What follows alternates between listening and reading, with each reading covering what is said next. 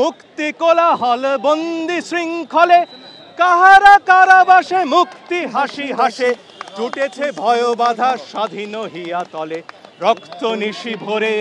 কল্পনা চাকমার কথা বারে বারে মনে পড়ছে। যখন পাহাড়ে অত্যাচার হয়, নিপীড়ন হয়, তখন তো আমরা চুপ ছিলাম।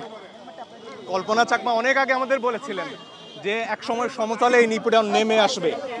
আজকে সমতলে নিপীড়ন নেমে এসেছে।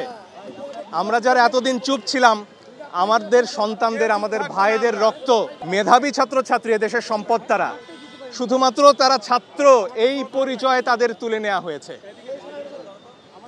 একজন মানুষ যখন আক্রান্ত হন শুধু তার পরিচয়ের কারণে, তার কোনো কর্মকাণ্ডের জন্য নয়, সেটাকে জেনোসাইড বলে, ইংরেজিতে গণহত্যা বলা হয়।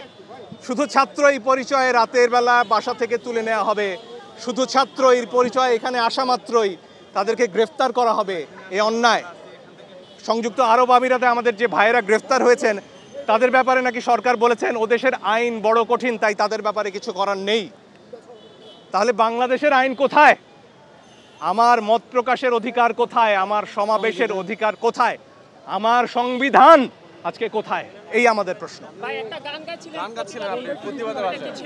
গান আজকে আমাদের মুখে মুখে, যে গানগুলো হারিয়ে গিয়েছিল, আজকে আমরা যেমন গাইছি রক্ত নিশি ভরে, তেমনি গাইছি শিকল পরা ছল, তেমনি গাইছি আমাদের প্রতিবাদের সব গান।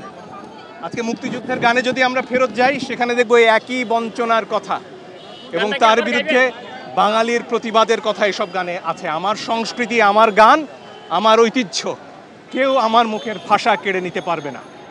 গানটা কি আবার একটু?